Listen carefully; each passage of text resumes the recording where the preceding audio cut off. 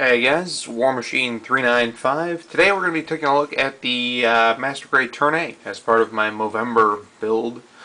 Alright, so this is him right here. So I've got him fully snapped at this point. Uh, as I did before, I think we're going to do this as a two-part review.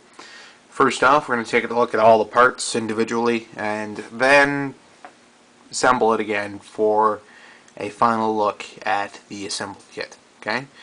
So, hold on here for a second.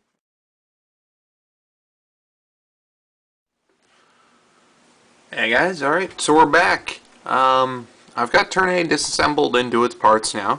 Okay, so we'll start by taking a look at the cockpit. Yes, tee. What a horrible, horrible, horrible joke.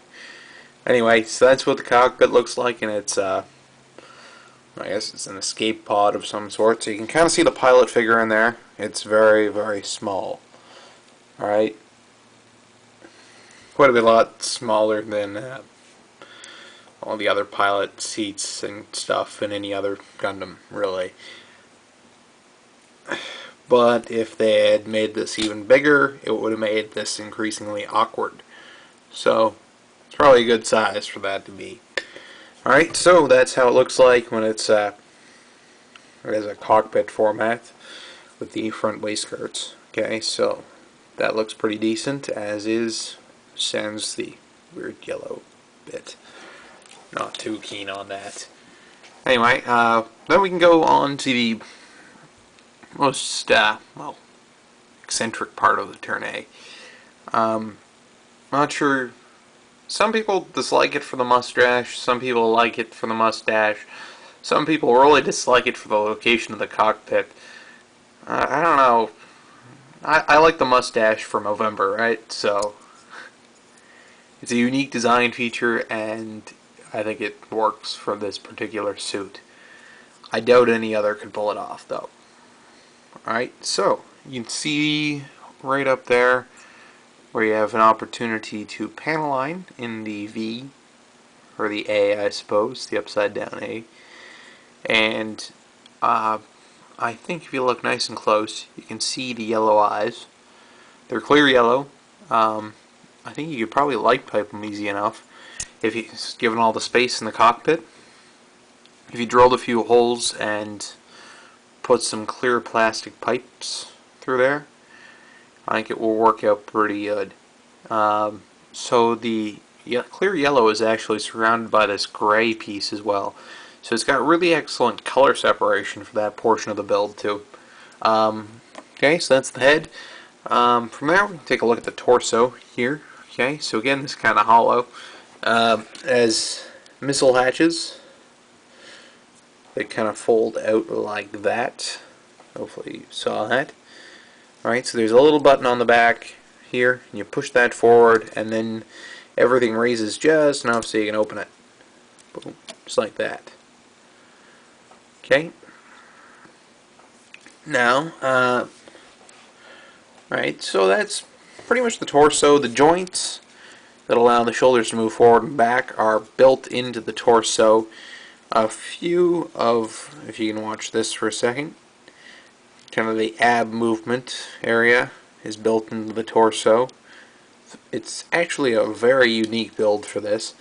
The head movement, side to side and left to right, kind of tilting the head, that's pretty much all built into the torso as it stands. Alright, so we'll close those hatches, and you'll notice that those areas are hollow entirely right now. Those contain more missile containers, just like these. Okay, so there are 3 hatches on these. 1, 2, and 3 for missiles. Big ones. Alright. Now, I'm sure several of the people watching this will remember something, in, if they've ever seen this series, that without the missiles, these blocks are entirely hollow. Okay, and they're supposed to be like that because you can fit the optional cow inside. One of the other reasons that makes Turn A very, very unique. So, this is the only mobile suit with its own built-in dairy products, I suppose, is the way to say it. Anyway, I won't give away any of the plot that results in a cow being on the inside of a mobile suit. Rest assured, there was also a nuke in there at one point too. That was interesting. Anyway, so those just slide in, click, and then they're in there. Okay, so that's two of them, just like that. So I'll leave the torso as such. Oh yes, and some of you probably spotted the white cross shape on the front of the chest, where you actually have an optional blue or white part you can put in there. There's always blue in the show, and I figured actually that with all that blue in one spot, it wouldn't hurt to break it up a little bit. Downside of that is that adds more white to the suit, which isn't all that great an idea. But it does look pretty decent on there, I think. So I'm going to leave it like that for now. Alright, so from there, we'll take a look at the arms. Okay. Now, to me, the elbows feel a little loose, and the way they're set up is that they're actually, just look here, the parts, there's a joint at the front and down inside here. So they kind of rub past each other in a peculiar way. And if you tried to glue that to make it tighter, it'd just get worse, I think. So I'm going to leave that alone for good, I guess. And maybe paint will tighten it up a little more, I hope. Alright? Now, above the elbow, you can rotate a little bit, all the way around, really. Alright, so that's pretty decent. At the shoulder you can see the joint right there. That allows up and down. Max is out at 90. Just blocks off there at the peg. Alright, so it isn't going to get past there unless you can plug it in up to 90, rotate, and then up more if you need it. Right? And actually the wrist is pretty cool on this guy. It's a little limited by the way the forearm armor comes together. So down here at the wrist there's a joint. And a little more here, another ball joint, just down in above the hand. And just to show you this, so this is the fixed pose hands. You had two of those fixed pose ones, and then posable ones that come with this kit, with pegs on the hands. As some people are very fussy about that. Alright, and all of these connect onto the arms with ball joints in the arms, not in the hands. Alright, so the socket's on the hand, the ball is on the arm, which is pretty much the opposite of every other kit that I've ever built. So, that is pretty neat. Alright, we'll take a look at the hands here too, the posable ones. Alright, so the trigger finger is actually on a ball joint, and the other ones are on a much older style of hinge fingers, which actually kind of makes sense with regard to how a human hand moves. Like, you got a little more side to side with your index finger than you do with any of the other ones. And the thumb, of course, is on a ball joint as well. So, that's the hands. Fairly standard fare, but again, unique build by comparison with most other things. Alright, we'll take a look at the shoulder armor, which fits on just over top of the shoulder as you're clicking in the arms. Okay, so this is the back side here. I actually want to show you this first. Okay, so the front side of the arm lifts up, and you can see where it separates there. And that'll allow you to reach up as much as you really want to with the arms. Now, what are we doing here? So you can actually fold it all together kind of awkwardly, just like that. If you're really trying to reach forward or back, see, this will kind of fold up like this if you're trying to reach way back. Alright, so again, just kind of remember this peg is at the top of the arm. So, sorry, at the top of the torso, okay, where it pegs in. So the whole thing is always staying steady like this, and then both the back and the front of the shoulder armor can move kind of independently. Really neat feature. I don't think it would really work on any other style of shoulder armor though. It's pretty unique. Alright, so pause here for a second and then we'll start looking at the legs. Alright, so I just paused it so my camera wouldn't stall preemptively. We're going to take a look at the legs here now. Okay, so the only part we're missing is the crotch. And alright, so let's see here. Start at the top and then work our way down. Alright, so if you really wanted to, by the looks of it, you can get the splits. Alright, so that gives you a full 90. Better rotation forward and back. This is probably one of the stiffest joints on the entire kit, which is great because stiff set of hips on a kit like this is good. Alright, now, so you just saw that, you got a full 180 at the knees, okay? Now if they didn't hit together like that, they'd probably get more, to be honest, the way they're designed. They'd go through each other before stopping. Let's see here. Okay, so I want you guys to watch this top part right in here. See these fins? They actually move when you move the leg. Set up so that one part is connected to the top forward part of the joint. So when you do like this, the parts there move, which looks really cool.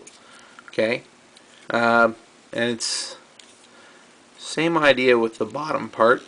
Okay, except for you have a secondary joint which is pretty much like halfway down the leg. So if you watch this, which is another unique feature of the Turn A. Okay, so the midway up joint, so you can kind of bend. It's like this. So, not sure what other mobile suit can get their leg in exactly that kind of shape. Alright, so straighten them out again. Straight leg, and then you can see it. So it bends halfway down, which is really cool. Okay, on to the foot, and hopefully I'd like to see what part I'm knocking off here.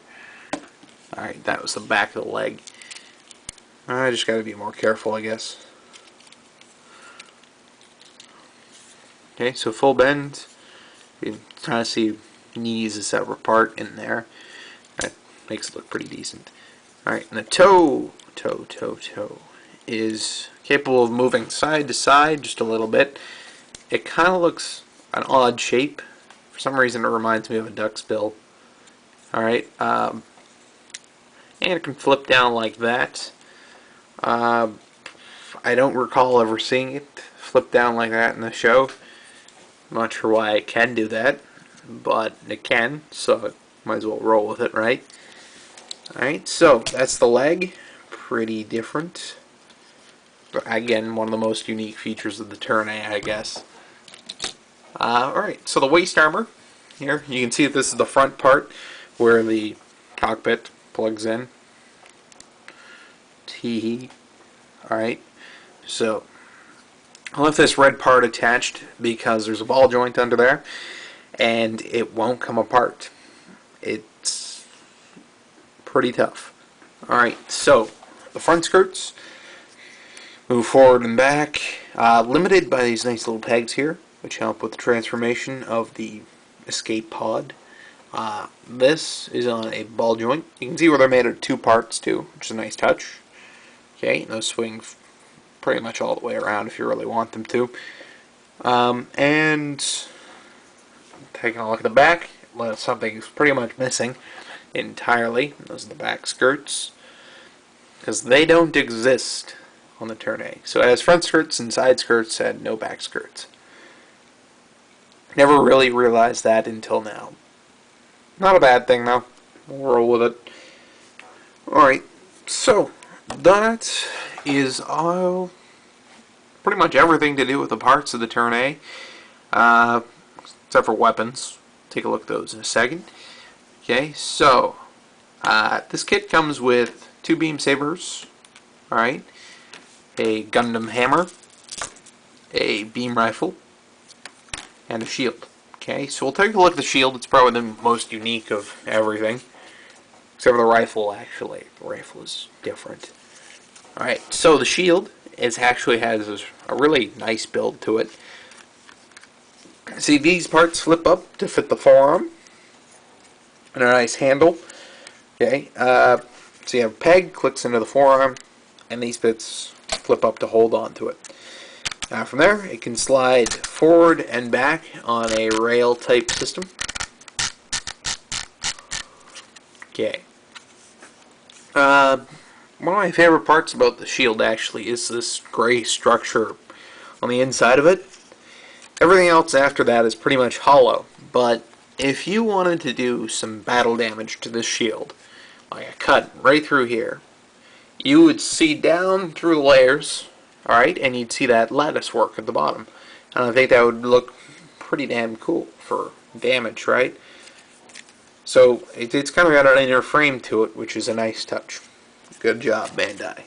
Alright, so from there we can take a look at the rifle. Okay. So first off, the first handle that I put together really is built on a twisting dial kind of thing. Alright. And you have a handle at the top to carry it like a briefcase. See that one? And this one, which pops out when you want it, or not. You have to actually twist it sideways to put it back in like that. And this slides in to cover it. Now, if you're not keen on going that route, there's another one. I'll slide it shut first so you can see what it looks like. Right here. So it slides open. It's all white, so it's very hard to see, I guess. And the handle just flips out like that. Again, it's all pegged, so you can hold it pretty easy in the hand.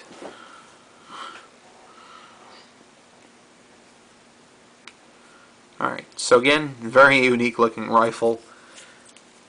I doubt any other mobile suit could pull it off. Alright, so that's closed. I'll close the handle on this again. Okay, so the beam sabers come with holders. Take a look at these. Alright, so they just slide in and out of these. Very smooth, actually. So the slightly darker white plastic is actually ABS. So I should have pointed that out earlier. All the gray inner frame parts are all ABS as well. And the slightly darker shade of white is all ABS. A lot of ABS in one kit. So that works pretty well. That just pegs into the back of the shoulders. And these parts, this one holds the shield on the back. Okay, so that pegs in just like kind of like armpit area. And this one holds the rifle. Again, kind of the armpit area. Has this little plug that fits in just behind on the shoulders. I'll show you now actually. So that's slides in just there. There you go. Just hides like that. And we'll put one of these on here too, just for good measure. And there's the shoulder. Now stuff hiding behind it. Kind of a nifty thing. Alright, and last but not least, we have the Gundam hammer. Okay, so let's see here. I have the anchor here. Alright, so again, peg hole. It holds it quite well, as you saw when I took it out for the beginning of this review. It's, well, again, the original Gundam had one of these, and then Turn A had one of these, and that's pretty much all of them. So, well, there was one from Seed, whose name I can't remember ever, but you get the gist. Gundam hammers are pretty rare, and again, Turn A kind of pulls it off. So, it's probably actually my favorite weapon to pose it with, because it looks just original holding it. Alright, as if it wasn't original enough, right? So, we'll hold here. Thanks for watching, guys, and I'll move on to the next part in a bit. Or just reassemble this, and then review the entire mobile suit. Alright, thanks for watching.